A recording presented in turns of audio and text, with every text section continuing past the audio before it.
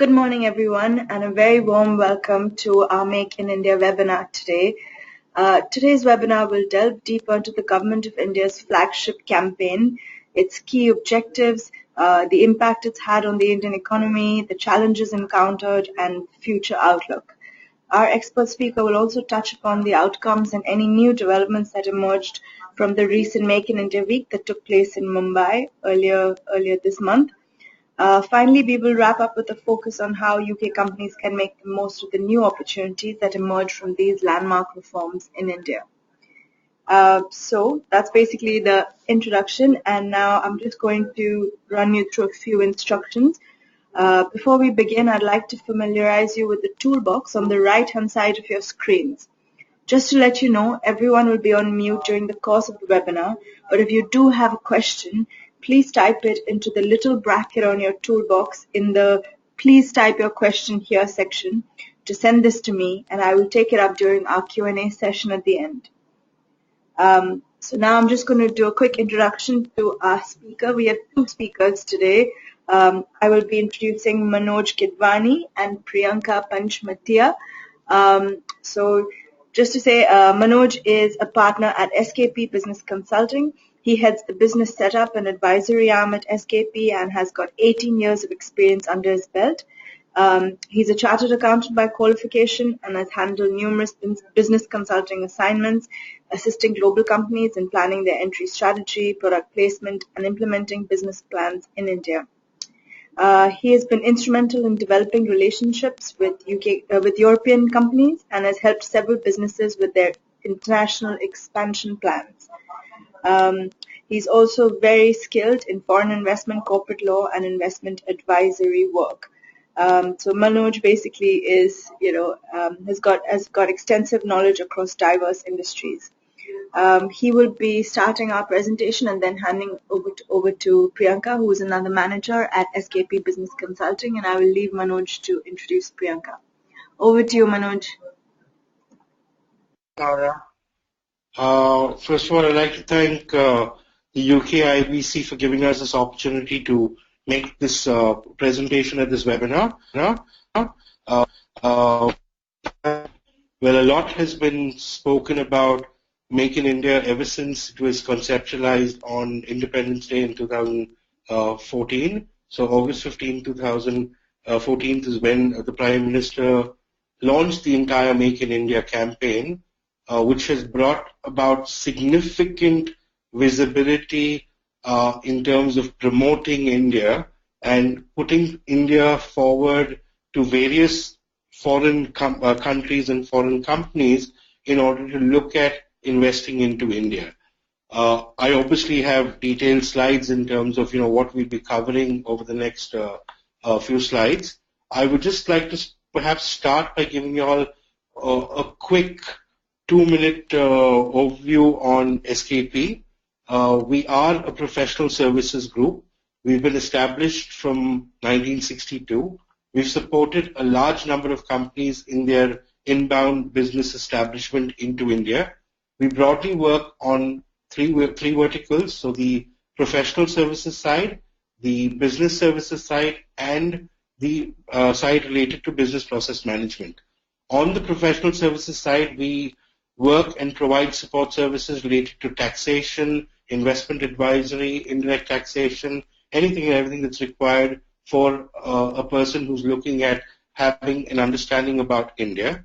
On the business services side, we support companies both on greenfield establishments as well as brownfield establishments into the country. So here we have a strong team that can take care of various aspects to be done.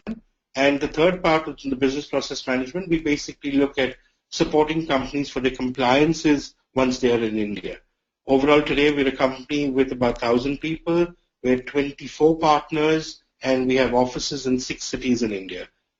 We've supported a large number of companies on their establishments over here. Numbers are close to about 1,200 from about 50 plus countries. Having taken that particular background ahead, let's get on to the subject matter, which is Make in India, towards which I'm passing it on to my colleague Priyanka to take us through the slides, and I'll be present for all the question and answers that I needed on this. So, Priyanka, all yours. Thank you very much, Tara and Manoj. Getting on to the topic, Make in India. It's been a big buzzword around. It's been 17 months since the launch of the Make in India campaign. There's a lot of talk about it. Some businesses say, what has Modi done? Are the promises delivered? Is it really easier to do business in India?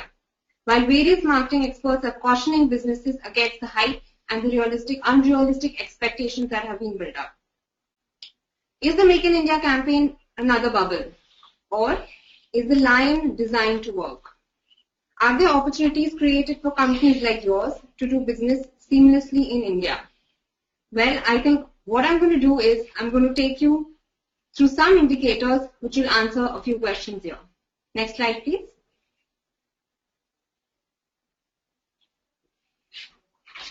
According to the World Bank, the global ranking of 2015, India has moved from rank 142 to 130 on ease of doing business. And besides that, India has become the world's fastest growing economy. The World Bank also expects the growth to accelerate to 7.5% in financial year 2016, followed by a further acceleration over the next 2 years. Next slide, please. India has improved according to the United Nations Conference on Trade and Development, ranking of investment attractiveness from 15th to 9th. Next slide. India has jumped 16 places on the World Economic Forum's Global Competitive Index. Next slide, please. Both within and outside the country, India has captured the imagination of people, institutions, industries, media, as well as political leadership. In just about a year's time, Make in India has become the biggest brand that India has ever created. And this has helped India rank as the world's 7th most valued nation brand. These results say a lot by themselves. They are extremely encouraging when just about 18 months ago, India was plagued with policy paralysis, new investments had come to a halt, and projects worth billions of pounds were turning unviable. Next slide, please. With this background, I would like to take you through the Make in India journey, put forward some achievements, provide SKP's views on the way forward, as well as showcase immense opportunity that India has to offer all of you. Next slide, please. As Manoj mentioned earlier, the campaign was launched on 15th August 2014. Maiden Independence Day speech by Prime Minister Narendra Modi, where he invited investors globally to come and make in India. This campaign became official on 24th September 2014 with a view to transform India into a global manufacturing hub and create 100 million manufacturing jobs. There were 25 focus sectors that were identified, whereas a special push has been given to certain sectors like defense, automobile, railways, textile, infrastructure and information technology.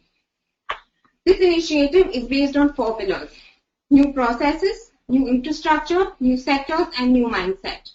He also envisioned that the manufacturing contribution in GDP be increased from 16% to 25% by 2022. So what I'm going to do next is take you through each of these pillars in detail and let you know what the campaign is all about. Next slide, please. In terms of new processes, a number of initiatives have been taken by the central government as well as the state government to improve the business environment. What I would like to do is highlight some of the initiatives that have been taken by the central government. In terms of ease of doing business, there has been Invest India, the country's official nodal agency set up to promote investments in India. It's a joint venture between various state governments as well as the central government. The second point is an investor facilitation cell. This cell has been set up at Invest India to answer all sorts of queries regarding setup into India and provide hand-holding services to all the investors looking at investing in India. Then there's an e-business platform that has been set up. This is an online portal that has been established by Department of Industrial Policy and Promotion to provide a one-stop shop for all G2B services to the business community. It aims to reduce the complexity in obtaining information and help investors in starting a business in India, dealing with licenses, permits across the life cycle of a business. The government has also introduced a form called INC 29. There's a lot of complaints people talk about when we deal with clients. They say it is very difficult to start a business. It takes so long. There are so many applications, so many documentation work that needs to be done. With the aim to simplify this process a little, this form INC 29 is a 5-in-1 form that tries to make sure that 5 different processes of DIN allotment, name reservation, incorporation, and allotment of PAN and TAN can be taken up in a single online form. Also, there have been certain amendments to the Companies Act to ensure that it's easier for companies like you to do business in India. The minimum paid-up capital, common seal, and filing declaration of commencement of business for companies has been removed. Just to add over here, what's happened recently is that companies are established now in a period of less than 3.5 hours. In fact, it's made things so much easier when compared to the time when we started the practice of supporting companies coming into India. I still remember those days wherein just to form a company which take about 90 days, anything and everything required the approval of the FIPB. Even up to a year ago, to form a company, the standard measure that was put forward was 4 to 6 weeks. So looking at things today wherein the moment you have your documentation in place, you're pretty much up and running. You're pretty much ready to start business. Those hurdles about setting up a company and going through the large processes, etc., is kind of gone. It's kind of gone. Even the organizations like Invest India that Priyanka did highlight, I think they're doing a fabulous job. They're actually supporting a lot of investment queries. You could have questions related to the foreign direct investment policies that could be directed to them.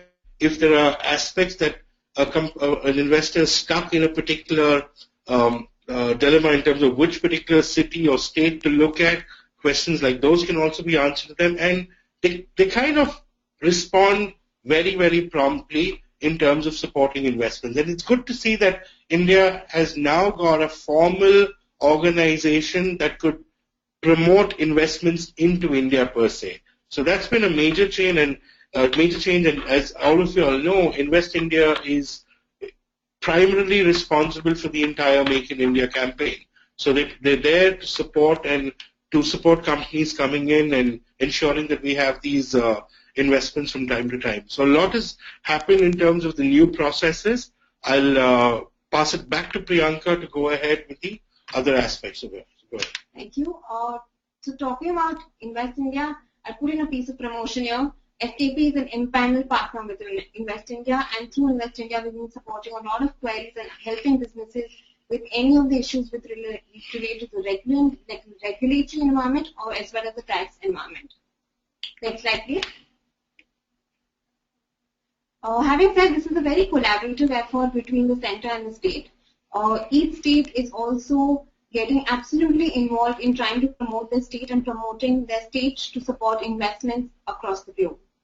Now, they've taken a number of initiatives. There was a 98-point action plan that was put forward by the central government in terms of making the states competitive and enabling a healthy competition among the states. So having said that, each state has taken various platforms, reforms to make sure that they attract investments in their country, in their state. There have been platforms like Vibrant Gujarat, Make in India, talking about Invest Karnataka, various platforms that each state is pushing forward.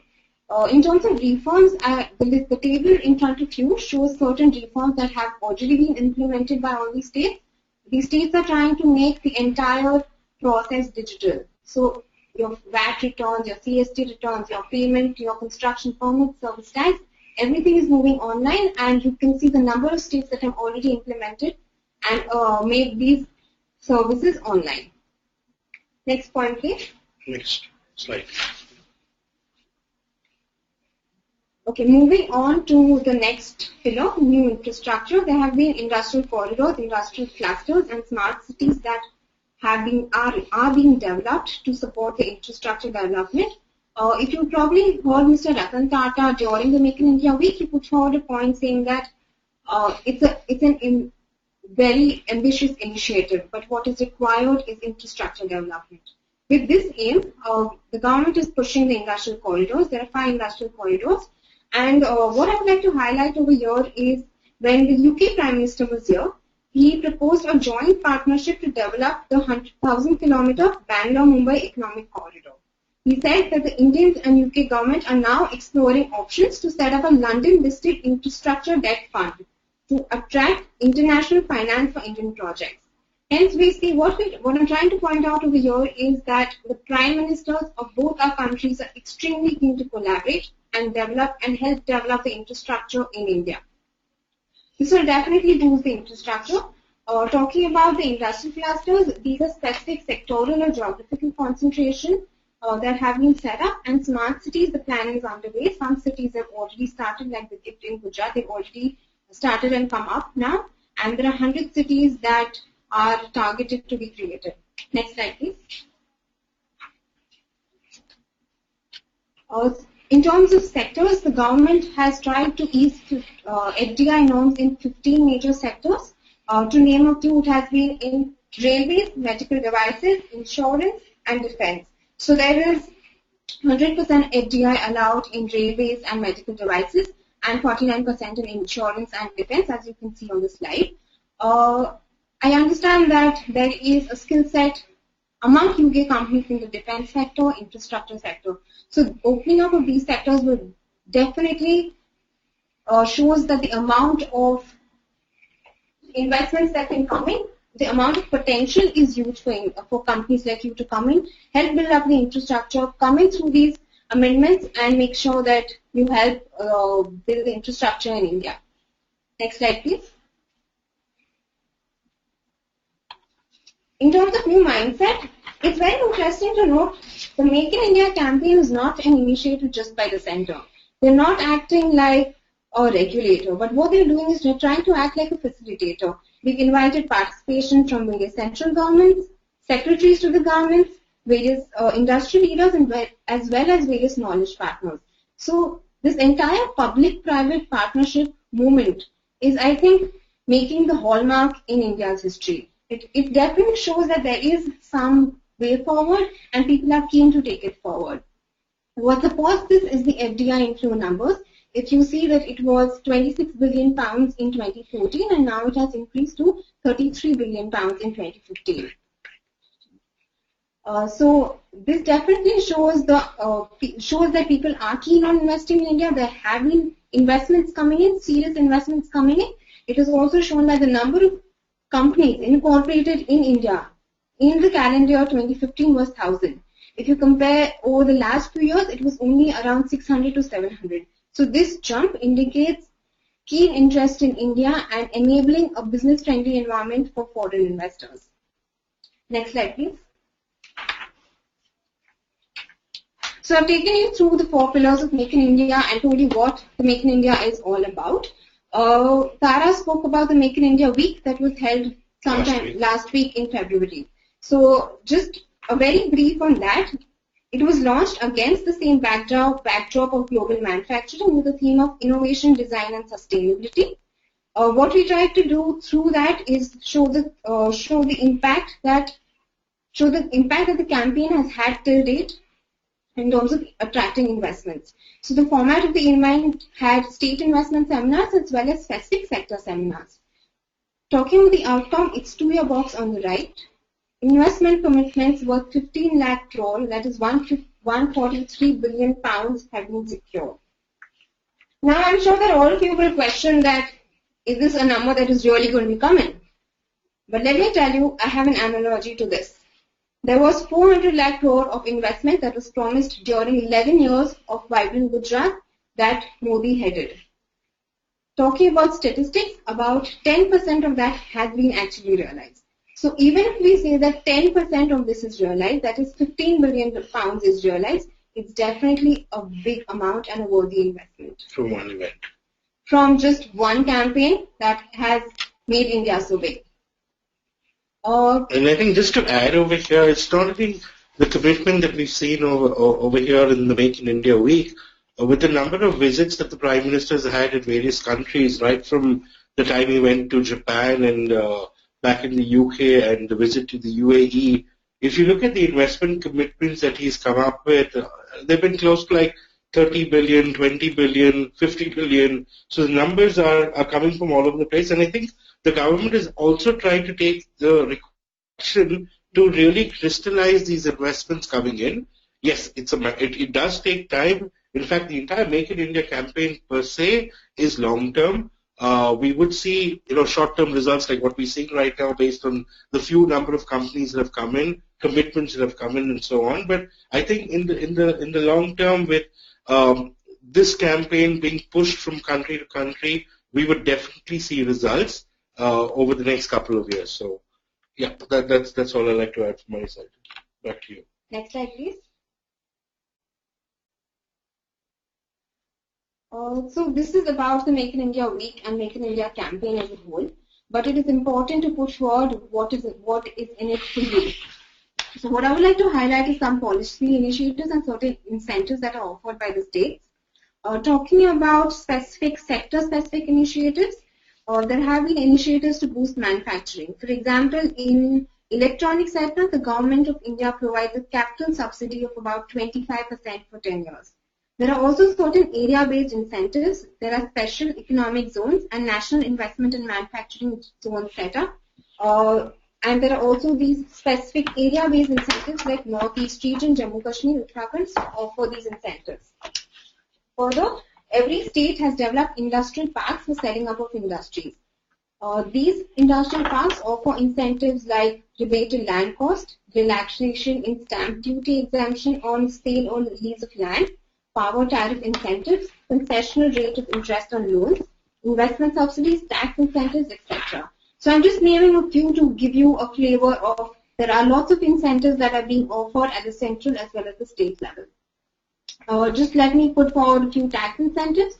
The corporate tax rate for companies registered in India is expected to come down from 30% to 25% in a phased manner over the next 4 years. Also, there has been certain deductions and R&D incentives being offered by the government. We do have specific incentives for every sector. We could go into details of that if there's a specific sector that we would probably want to focus on. Next slide, please. So, as consultants, we are always asked, so what do you think? What is happening with the Make in India? Have you really seen investments coming in, or is it just a hype? So we think that we just put forward some factors which would define the success of the campaign. Talking about the FDI statistics, which I've already pointed out, there has been a 25% increase. The number of company incorporations have increased. Here I have focused specifically on the UK companies as well, where there has been an increase by 25% again. Foreign visits, Manoj has already covered, and foreign delegations. One interesting fact to note is the competitive federalism. This was a term that was coined by Prime Minister Modi, where he says that it's important to make states competitive. It's important to push forward healthy competition amongst them. Only then will the entire country prosper. And hence, last year, he had a 98-point action plan to enhance the business conditions in states. This time, he has a 38-point action plan for each state. So, these points are factors which tell you that, yes, the Make in India campaign is here and is here to happen for long. Any campaign, if you would see, it is right to analyze the campaign outcome only after a period of 18 months to 3 years is what the statistics have to say. So yes, we are at the beginning of that analysis stage, and this is what we have to say about the campaign. Next slide, please. Having said that, we believe that manufacturing sector is the backbone of any economy, and it plays a key role in the development of the economy. So while we think that yes, it's a good way forward and it's going very well, we think that there are certain factors which need to be looked into seriously. Talking about labor laws, labor is obviously one of the most important elements in manufacturing, and Modi says that he wants to create 100 million manufacturing jobs. There is immense labor, but is there skilled labor? Are the laws clear? For availability of skilled labor, Britain has been appointed as the partner choice for skill development in India. So this is definitely going to push forward, and we believe that this push is required in labor laws to ensure that we move ahead in the right direction. In terms of tax reforms, we actually anticipate a lot of tax reforms in the upcoming budget, which is the union budget that is going to come up on Monday. We believe that it will be a tax reformist budget, and we hopefully will not have any retrospective tax, and there will be a lot of clarity going forward. Infrastructure, we already spoken about it in quite detail, and also a lot of incentives that are offered in infrastructure and manufacturing sector. GST is another point that has been talking about since quite some time now. GST, we anticipated it to come out in April 2016, but we probably will get more clarity on GST in the upcoming budget. At least what we see is that all the taxes, current structure of indirect taxes will be aligned to ensure that GST can be brought in very smoothly, probably in a few coming months. So having said this, that these points need to be considered. Only if these points are considered will the Make in India be a complete success in the years to come, is what we think. Next slide, please. Here I've just tried to highlight the UK-India corridor. It has been since quite some time that we've been working together. Figures show that too. UK has been the third largest source of FDI for India from April 2000 to November 2014. The companies that are coming into India from UK are mainly into advanced engineering, manufacturing, financial services, IT services, etc. 20% increase in the number of incorporations from UK companies itself. So this is a comparison of the number of companies incorporated 1 year prior to the Make in India and 1 year after the Make in India. So yes, there is a lot of interest from UK companies. We see a lot of companies are incorporating. They are being cautious. They are, before making an investment, they are making sure that yes, the environment is clear. But definitely there has been an increase. Talking about where the companies go, it's mainly been to Delhi, Maharashtra and Karnataka. Prime Minister have visited each other's countries, and there were certain developments during those visits as well. The 20 deals conducted worth £9 billion. Modi has unveiled a new mechanism for fast-track investments for UK firms. And there's also this concept of masala bonds that was introduced.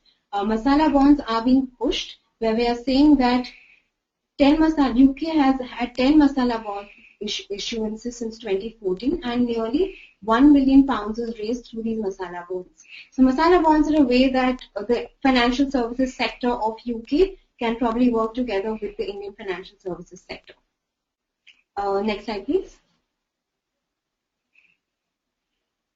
So that's all what we have to offer. This slide just shows some of the UK companies that have put forward large investments in India already. And there are various. And what I would like to conclude by is saying that India is blessed with 3 Ds. That is democracy, demography, and demand, as Modi always puts it. To this, we have added the 4th D, that is deregulation. Today, India is this 4-dimensional India. Thank you very much, and we are very happy to take any questions that you may have.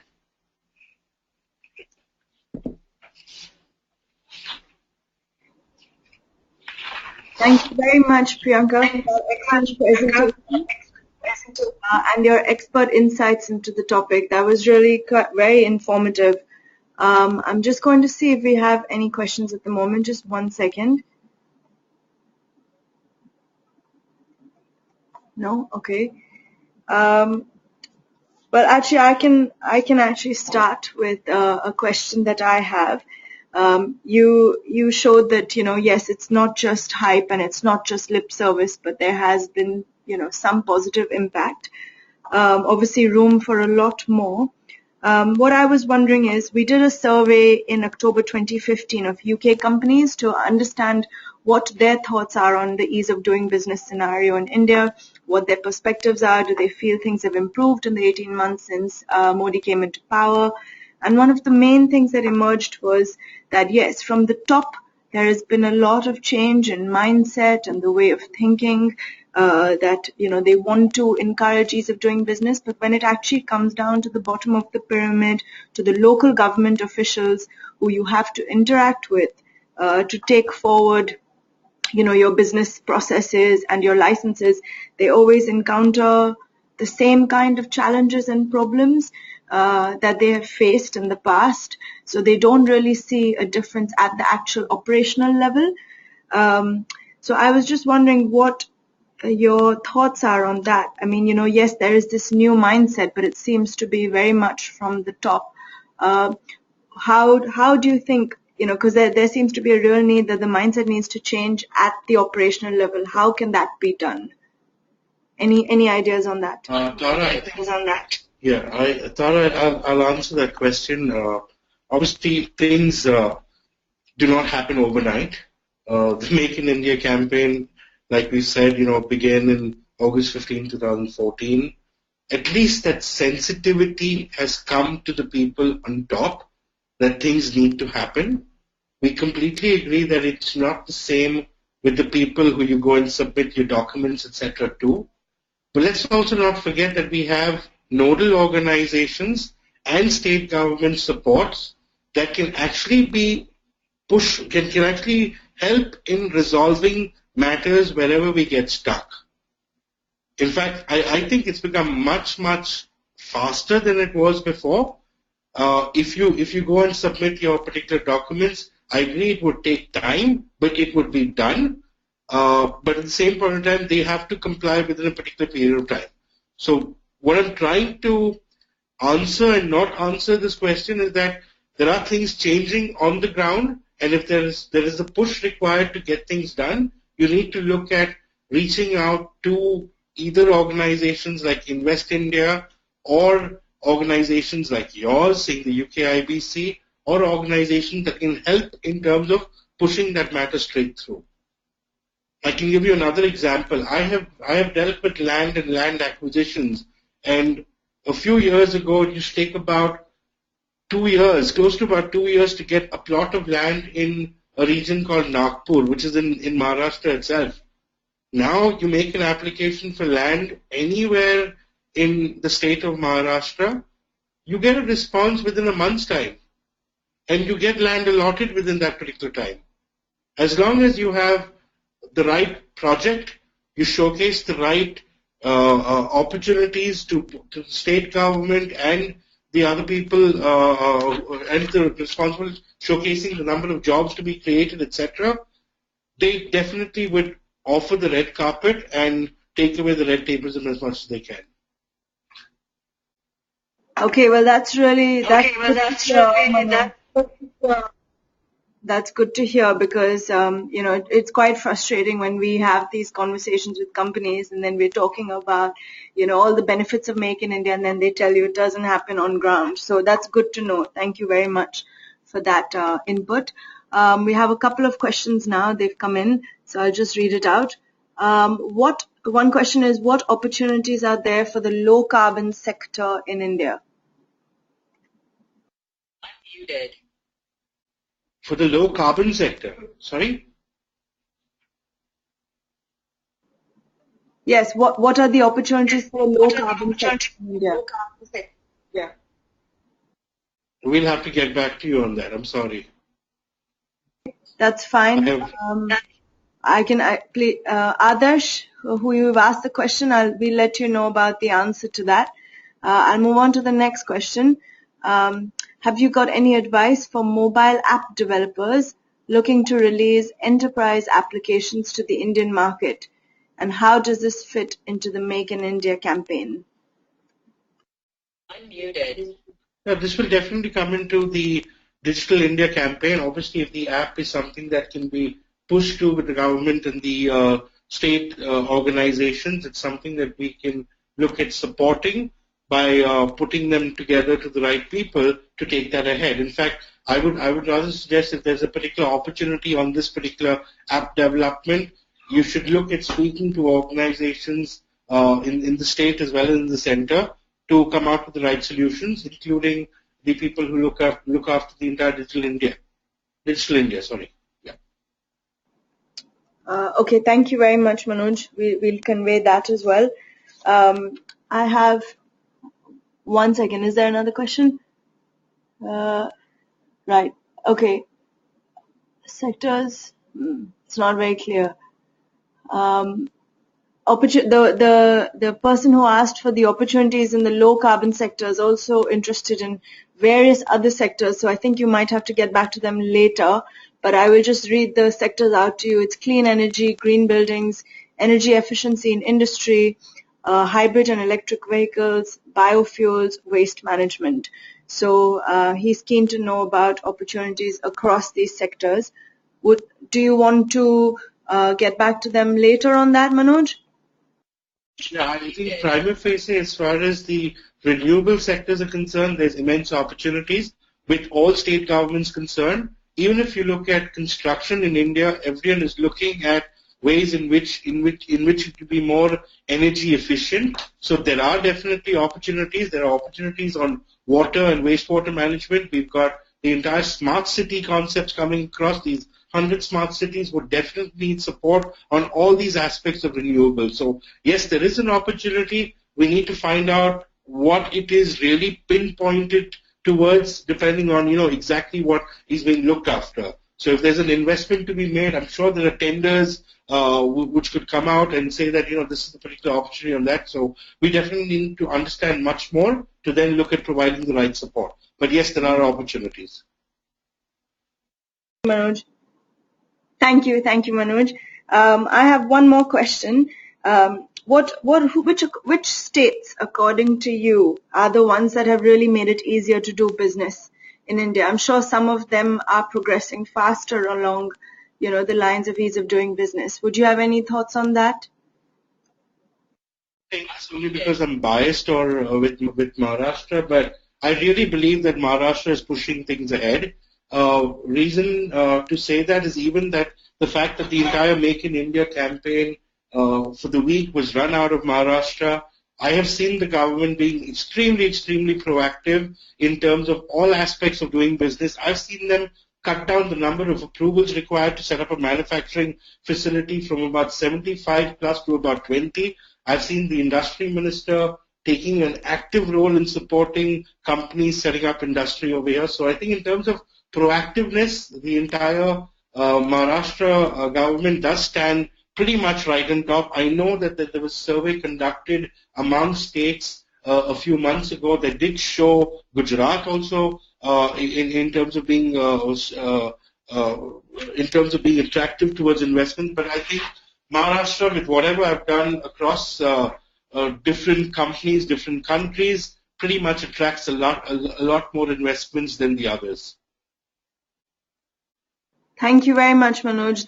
That's really good to know, and it kind of resonates with our priority states. We have a priority on Maharashtra, Karnataka, and Gujarat to kind of start with, as well as, of course, Delhi.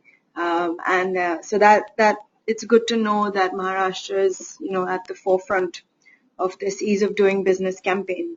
I think we will wrap up there because we don't have any more questions at the moment. I would just like to say to wrap up, thank you very much for your time. I hope this, and for all your expert insights and your thoughts, I hope this webinar was valuable to you and to the audience. If you have any more feedback or comments about today's session or a session that you'd want to see us do in the future, please feel free to get in touch. Thanks very much for joining us today. A lot of the questions will be taken offline and we can pass it on to our expert speakers, and also the link will be on our website. So thanks again, everybody.